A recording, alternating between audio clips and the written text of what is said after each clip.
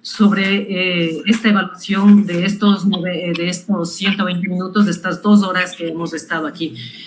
Como saben, Napoleón es sociólogo, catedrático de la Universidad Central, que nuevamente nos está acompañando aquí para poder hacer un análisis de esto, de la coyuntura actual en la que nos encontramos y concretamente del debate. Napoleón, bienvenido y muchas gracias por estar aquí. Muy buenas noches, un gusto poder conversar. Bien, Napoleón, sobre la evaluación del debate, cuéntanos cuáles son tus primeras impresiones sobre este. Bueno, voy a mencionar solo 3 características del debate para empezar. Primero, un debate en cámara lenta. Un debate en donde el discurso fue completamente plano. No hubo momentos, como se puede analizar en un discurso, de inflexiones, momentos en los cuales podía crearse una expectativa de parte de la población.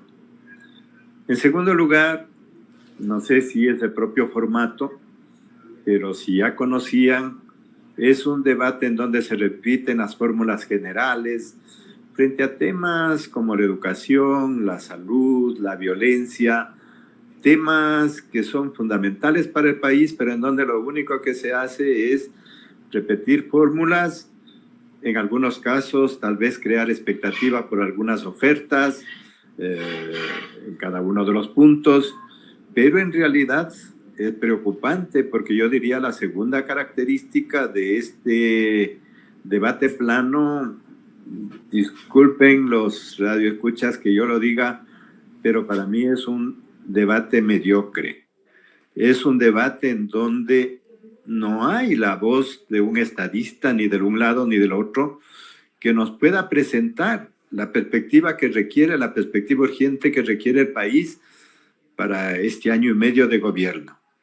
Y en tercer lugar, sobre todo en los debates es importante destacar las ausencias, aquello que ni las preguntas ni las respuestas abordan.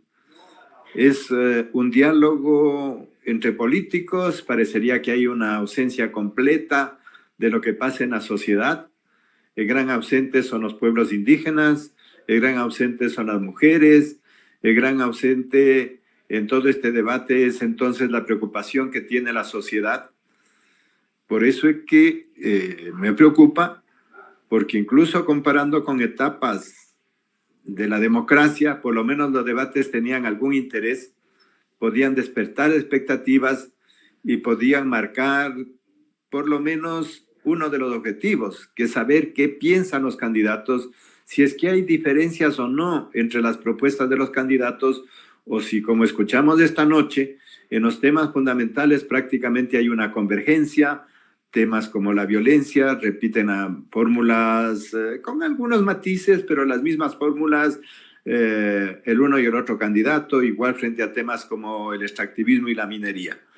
Estas serían las primeras impresiones. Bien, muchas gracias. Sí, correcto. Parece que tuvimos una intervención en donde básicamente incluso muchos de los temas fueron repetitivos, ¿no? Y respuestas totalmente repetitivas que no nos llevaba a nada y que no nos llevaba a esclarecer absolutamente nada de sus planes de gobierno y sobre todo considerando cómo tú ves, Napoleón, que en esta perspectiva de estos planes de gobierno son realmente realizables en 18 meses, son realmente factibles, hay una viabilidad de cumplir con todo lo que en este discurso plano, como tú bien lo mencionas, lo mencionaron. ¿Cuál fue la preocupación de los dos candidatos en este debate? No presentar un programa coherente frente a los problemas que vive el país, porque en las diversas intervenciones lo que se escucha es que tenían preparado un libreto del un lado y del otro, tratando de ubicar alguna idea a fuerza. ¿Qué pasa con el candidato Noboa? Parecería que lo que le instruyeron es que tenía que colocar el tema de la tabla y el tema de cómo puede haber vínculos de gobiernos anteriores, del gobierno de la Revolución Ciudadana con el narcotráfico o cosa parecida. Parece que esa era la idea fuerza que seguramente los publicistas le encargaron a Noboa como misión colocar, por eso es que repitió como 3 o 4 veces el tema de la tabla y se convirtió en un tema repetitivo. Parecería que, en cambio, ¿cuál era la misión que tenía Luisa González de parte de los publicistas? Tratar de evitar cualquier confrontación y presentarse como la candidata de la unidad, como la candidata que ya no confronta al estilo de Rafael Correa, sino que seguramente le dijeron tienes que diferenciarte y ahora te vas a presentar como una candidata conciliadora. Entonces, aquí más se cumplieron los libretos buscando saber qué imagen se quería transmitir.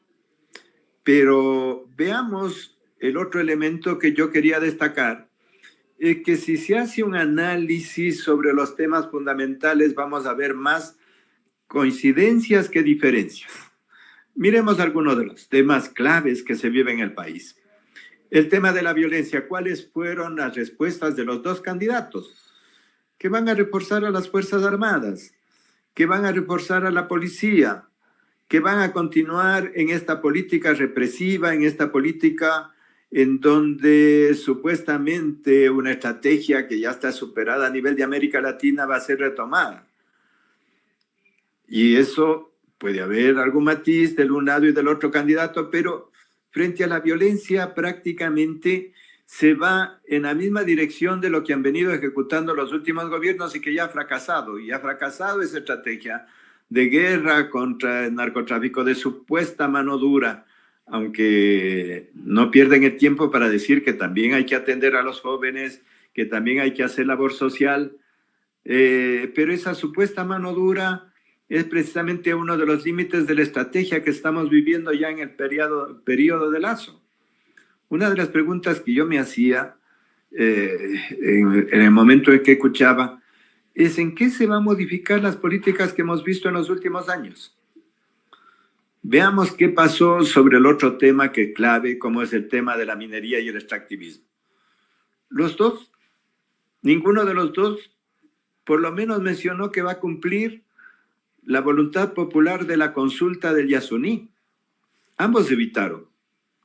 ¿Y de qué hablaron? De lo que van a hacer es una minería responsable. Otra vez regresamos al discurso de que hay una minería que si se utiliza las tecnologías limpias se va a garantizar el respeto a la naturaleza y al mismo tiempo se va a tener fondos. ¿Cuál es la justificación de los fondos? Que van a atender educación, salud, etcétera, etcétera.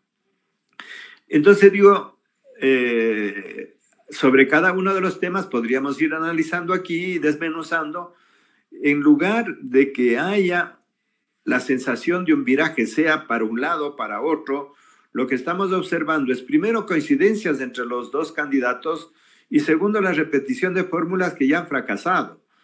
Parecería que el tema de la minería es luchar contra la minería ilegal y que con eso ya está resuelto el problema, uno de los problemas más graves. En toda la noche, ninguno de los dos candidatos mencionó, voy a poner solo uno de los temas, por eso digo que a veces en el discurso más importante es lo que se calla, lo que no se menciona, los ausentes. Ninguno de los dos candidatos habló del calentamiento global, de uno de los problemas más importantes del tema civilizatorio. Ninguno de los candidatos abordó a fondo qué hacer, incluso cuando le preguntaron frente al tema de los fenómenos del niño o al tema del extractivismo en Amazonía. No, parece que todo esto está ausente. Candidatos, desgraciadamente, que no miran sino el metro cuadrado que tienen adelante. Sí, efectivamente, creo que dejó mucho que desear. Me parece que en dos temas que acabas de mencionar, el uno justamente el de cómo combatir el tema de la violencia, este tema de inseguridad que nos aqueja a toda la ciudadanía, a toda la población, a todo el país y que cada vez está recrudeciendo mucho más y que prácticamente está fuera de control. con crisis carcelarias, que eso ni siquiera fue tomado en cuenta, ni siquiera se lo mencionó, ni siquiera se abordó ese tema. Y que, claro, como tú bien dices, lo único que se les ocurrió fue mencionar el tema de reforzar las Fuerzas Armadas y la policía, que no sé qué tanto, por ejemplo, mencionar ahí el tema de por qué no hablar, como tú dices, de los ausentes, de ese tejido social, de hablar, de organizarse comunitariamente, de organizarse barrialmente, de hablar de la comunidad, de posiblemente también otorgar un poco más de esto, tal vez dar más poder al pueblo para organizarse y poder también enfrentar a estas mafias, no solas obviamente, sino tal vez sí reforzando las institucionalidades.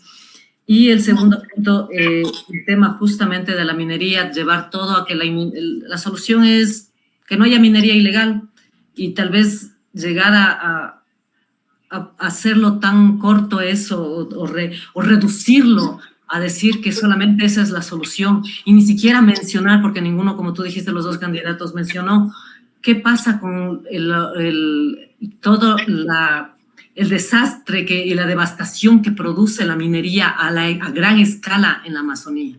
Y en este caso no es solo la Amazonía, ¿no? Sabemos que del último catastro minero tenemos un 13% de nuestro territorio concesionado y no tenemos respuestas al respecto, ¿no? Entonces, evidentemente tenemos unos sinsabores, creo yo. Y dentro de esto, ¿tú cómo crees que la población, los oyentes, los televidentes pudieron haber percibido este debate con estos tópicos? Un debate tiene lo que se llama el predebate, el debate y el postdebate. No sé cómo van a ser los publicistas para tratar de ganar la pelea en el postdebate. Una de las cosas más interesantes es que en esta vez incluso las redes no han sido tan productivas en los memes que siempre utilizan, lo que quiere decir que ya no hubo sorpresas. En el predebate se podía argumentar que se recordaba la primera vuelta en donde Noboa había tenido un desempeño que le permitió catapultarse mediante el apoyo sobre todo del postdebate como el candidato que logró trepar, crecer electoralmente. Pero las sorpresas se dan una sola vez. Y por eso es que todo ese predebate, todo ese anuncio de que este iba a ser un debate trascendental para saber cuáles son las propuestas de uno u otro candidato, cuáles son las diferencias para que haya un voto consciente, un voto informado. Me parece que desgraciadamente no se cumplió ese objetivo que teóricamente tienen los debates presidenciales. Incluso si vamos al predebate, es bueno ir un poco más atrás, porque ha habido debates claves en el país. No voy a hablar a nivel latinoamericano, ha habido debates, o a nivel mundial hay debates que se vuelven históricos, pero lo mínimo que teníamos que exigir es que aunque sea, planteen algunos temas de los cuales quede en la retina de la gente. En el país ha habido debates fundamentales que han logrado colocar algunos de los temas para que se conviertan en el puntal para la campaña, para lo que falta de la campaña. Entre los grandes ausentes, voy a tomar otro tema, en el tema económico, ¿cómo es posible que el gran ausente sea el agro? ¿Podemos hablar de economía en el país sin agro? ¿Cómo es posible que, hablando de economía, no se tome en cuenta el tema del sistema financiero que vivimos en el Ecuador? ¿Cómo es posible que no se hable de reactivación productiva para garantizar que haya un acuerdo nacional en donde haya posibilidades de que se reconstruya el país? Noboa, creo que otro de las instrucciones que le dieron es que se presente como el técnico que confía en las técnicas. Por eso repitió varias veces, este problema es más técnico que político. Y como en el caso de Luisa González, buscó utilizar la política tratando sobre todo de que no le topen problemas del pasado, ninguna voz autocrítica, ninguna posibilidad de saber si es que va a haber rectificaciones o no, porque hay una herencia desde la cual se viene, una herencia desde la cual viene el Ecuador. El Ecuador no empieza con los dos candidatos. El Ecuador no empieza con el gobierno que inicien y que van a tener apenas año y medio. El Ecuador tiene una larga trayectoria y si se quiere pensar qué hacer en el año y medio que les tocará gobernar, sobre todo habría que ver cuál es la gran perspectiva. En este sentido, fue un debate de la micropolítica, de la política totalmente en términos de tiempo coyuntural, limitada, sin tener esa mirada que requerimos, la gran política. Este es un momento tan difícil para el país, es un momento tan difícil para América Latina y para el mundo, que se requiere la voz de quién va a dirigir un país, por lo menos para pensar al Ecuador aquí a 5, a 10, a 20 años. Y entonces, respecto a este año y medio que les toca gobernar, la pregunta es ¿por dónde empezar? ¿Por dónde empezar para saber que hay un proyecto de país y no únicamente un proyecto para ver cómo se evitan los problemas en este diálogo, en este debate y cómo captan los votos de algunos despistados que a lo mejor todavía existen en el país y que podían haber estado esperando alguna respuesta a sus acuciantes preguntas también en este debate. Sí, efectivamente, como decía Machado, definitivamente no hay un proyecto de país, definitivamente, eso está claro, no existe más allá de sus propios intereses y a los intereses a que responde cada uno, ¿no? Porque finalmente cada candidato o candidata responde a intereses económicos también de grupos de interés en el país. Al parecer todo fue una propuesta de marketing donde lo prioritario fue presentarse como la alternativa más light.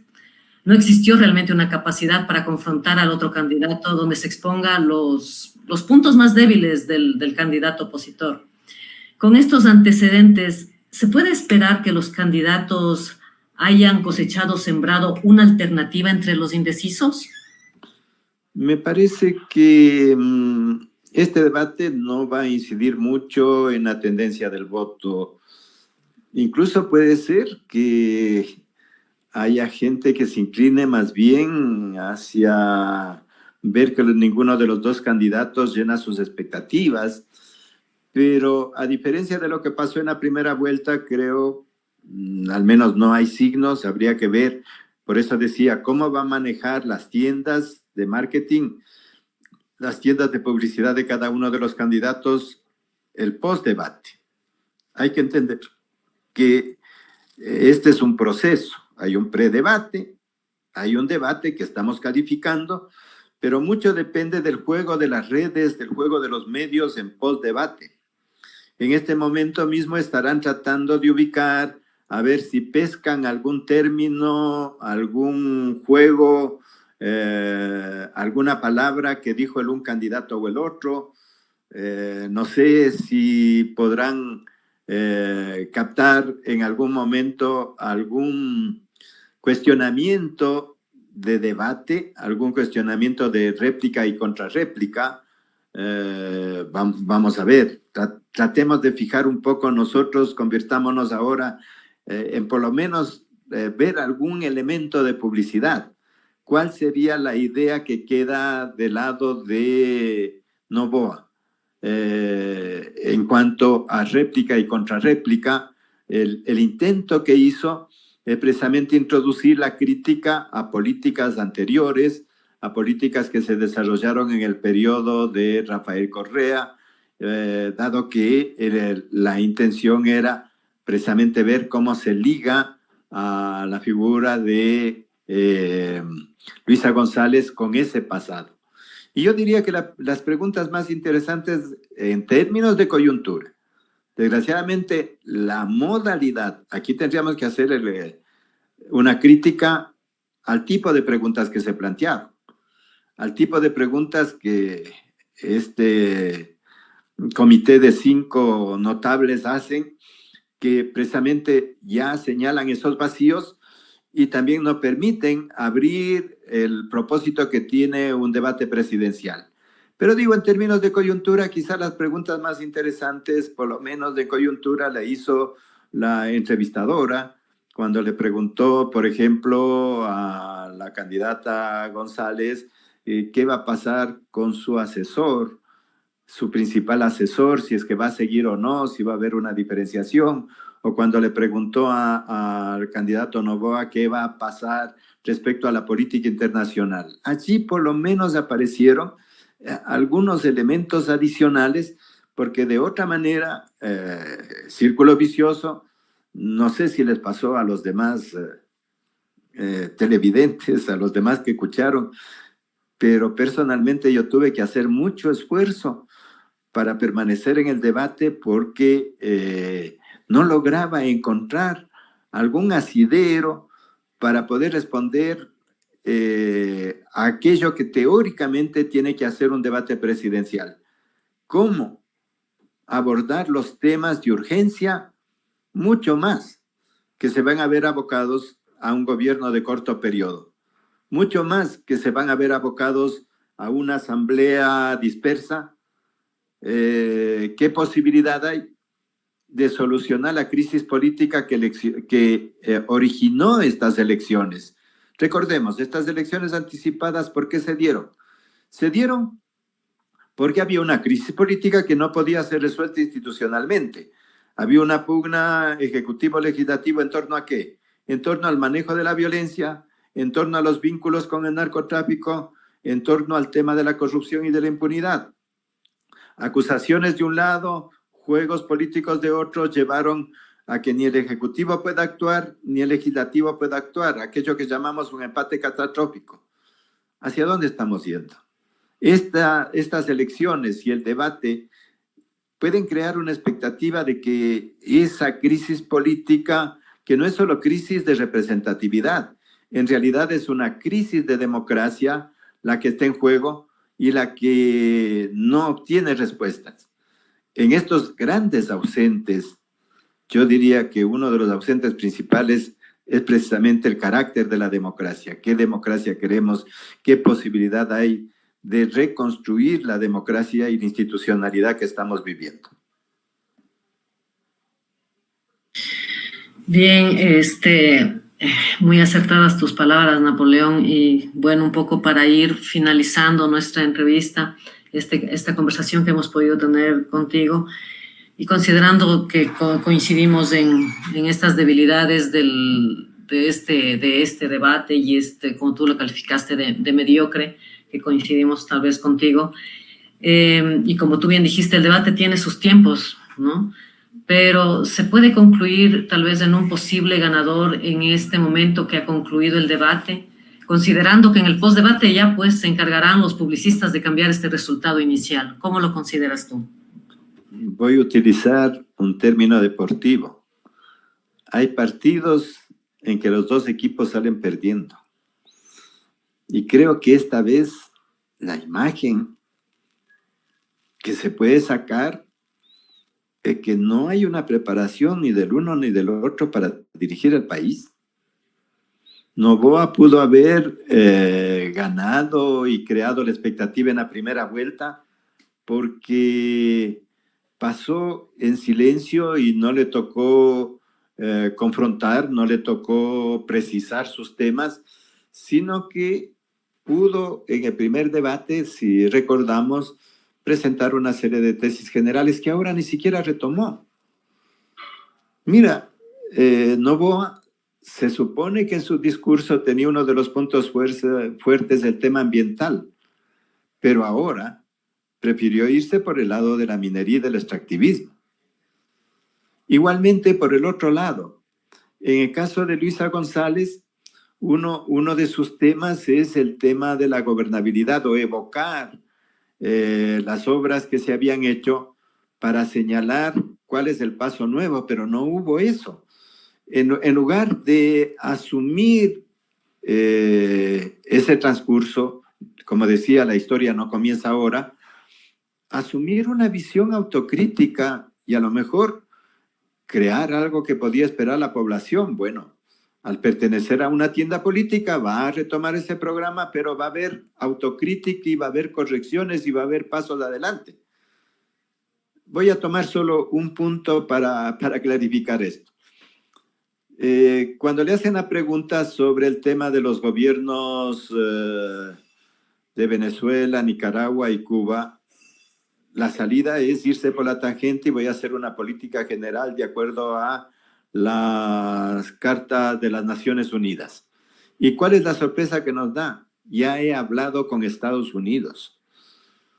O sea, resulta ahora que la revolución ciudadana privilegia, se vuelve adepta a los Estados Unidos en lugar de plantear ese tipo de preguntas, ofrecía posibilidades desde una visión de estadista para señalar que en este momento trágico del mundo, en donde estamos metidos en una guerra, la guerra de Ucrania, en donde tenemos los límites de los gobiernos a nivel local, el Ecuador podía presentarse como el adalid de una línea de paz o de lo que podía plantearse incluso como una política de no alineamiento, como una política que exija a los poderes internacionales otro tipo de conducta, evocar figuras.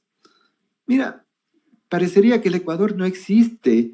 Aquí tenemos presidentes históricos, voy a mencionar solo uno frente a este tema. ¿Acaso no recordamos lo que se llamó la doctrina Roldós, precisamente en periodos conflictivos, en periodos de América Latina muy complejos y que se requería la paz y el restablecimiento de la democracia? Un país pequeño como el Ecuador, pero con una mirada de Jaime Roldós, que tenía la posibilidad por lo menos de ver más allá de su metro cuadrado y más allá de la coyuntura de las próximas elecciones y a lo mejor del año y medio de gobierno, planteó la doctrina Roldós que hizo época. Ahora es la oportunidad para que a nivel de la política internacional el Ecuador entre en una dinámica en coordinación con las diversas tendencias de América Latina, precisamente para volver a sentar las bases de una política de no alineamiento, de una política de paz, detener la guerra, pero ser categóricos en ese tipo de políticas. De modo que yo diría, no veo ninguno de los dos ganadores. Seguramente el marketing post-electoral, los memes, los discursos, los comentarios van a, de una tienda política de la otra, van a poner el acento en tal o cual otro aspecto. Ahora, lo que querían es tener una buena calificación de conducta, no plantear ninguna reforma porque todo tenía que ser un juego de media cancha. Cuidado, vamos a topar el tema de fondo de la seguridad social. Cuidado, vamos a abordar el tema de la educación o de la salud. Fórmulas generales, a lo mejor alguna que otra oferta para el público, por ejemplo, que la pensión mínima tiene que ser equivalente al salario mínimo, pero ¿cómo hacerlo si es que no hay una política de reforma profunda de la seguridad social? Parecería que no escuchan las diversas propuestas que hay. ¿Cómo ir a un seguro social, primero que se consolide actualmente el IES? ¿Cómo pagar esa deuda? Voy a citar solo una de las cosas que ha circulado, una de las tesis importantes que ha circulado. Si es que el Estado ecuatoriano, como sabemos, tiene un déficit presupuestario, tiene un déficit incluso en Producto Interno Bruto, hay que ver fórmulas de cómo va a irse pagando la deuda y convertir al IES en un puntal de reactivación de la economía. Pero ¿cómo vamos a hacerlo? No con este tipo de ofertas, sino viendo, voy a poner solo un elemento, decía, de lo que ha circulado acá, el gobierno, el Estado, no puede pagar 22.000 millones de deuda que tiene el gobierno con el IES si es que no se procede a una reforma interna, por ejemplo, tema Banco del Pacífico.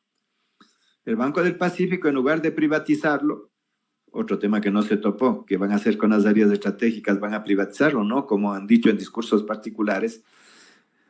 El Banco del Pacífico, en lugar de privatizarlo y ofrecerlo a tal o cual sector nacional o transnacional interesado en acumular bienes públicos, en aprovechar de la situación de los bienes públicos, ¿por qué no dedicarlo para que sea parte del pago a la seguridad social? Y al ser parte del pago pueda incidir en el manejo de las tasas de interés a nivel interno. La otra fórmula que ya se viene repitiendo es que traerán bancos internacionales para que aquí bajen la tasa de interés. Siempre la esperanza viene desde afuera. Vamos a esperar que nos salven. Los ecuatorianos no somos capaces.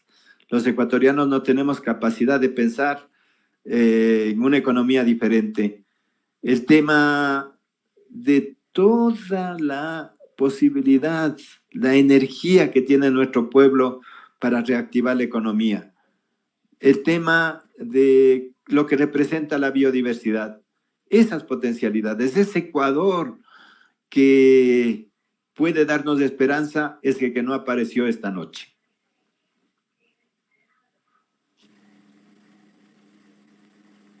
Sí, definitivamente creo que todos nos quedamos con un sinsabor y definitivamente no tenemos esperanza ni camino alguno todavía. Tal vez nos toque reconfigurarnos, ver por qué opciones y ver una tercera alternativa, algo que podamos realmente, que sea una alternativa real para nuestro país, para nuestra población, para nuestra gente.